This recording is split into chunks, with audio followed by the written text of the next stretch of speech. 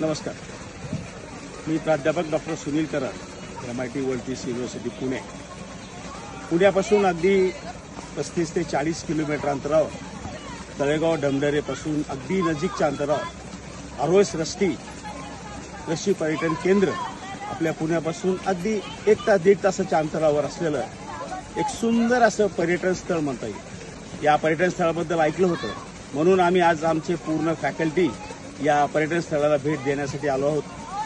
आज संध्याकाळची आता 5 वाजता आहेत. आमचा दिवसभराचा जो फीडबॅक आहे तो हे पर्यटन स्थळ पुण्यापासून एक निश्चितच उद्याच्या यशस्वी वाटचालीकडे जाणार आहे. कारण का या पर्यटन स्थळी जे काही आपल्याला तरुणाईला, ज्येष्ठांना आणि लहानथोर मंडळींना ज्या काही एक दिवसाकरता गोष्टी मिळायला पाहिजेत त्या सगळ्या गोष्टी या ठिकाणी मिळतात.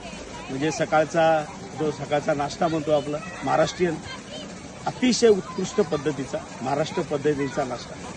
त्यानंतर त्यांचे ॲडव्हेंचर गेम आहेत, स्विमिंग पूल आहे, गेम्स आहेत, बऱ्याचशा गोष्टी इथं तुम्हाला एंटरटेनमेंट करण्यासाठी मिळतील. आणि दुपारचं जेवण तर अतिशय उत्कृष्ट. पुरणपोळी महाराष्ट्र जे पाहुणचार असतो आपल्या घरी प्रत्येकाच्या महाराष्ट्राच्या पद्धतीमध्ये, तो पाहुणचार या ठिकाणी आरो फार्ममध्ये पाहायला मिळतो. आणि 5च्या नंतर नदीकाठी जो खुर्दाचा आस्वाद आहे, अरे रे रे रे, महाराष्ट्रीयन लोकांनी खरंच इथं अनुभवायला, पुण्याच्या तरी लोकांनी, म्हणजे पुणे हे सांस्कृतिक शहर आहे आणि पुणे हे खवय्याचं शहर आहे.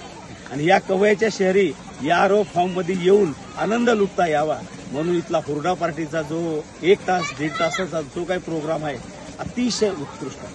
माझं पुणेकरांना, माझं सर्व जनतेंना खरंच आव्हान आहे, एक दिवस नक्की वेळ काढा आणि आरोस रस्त्याला भेट द्या. जय हिंद, जय महाराष्ट्र.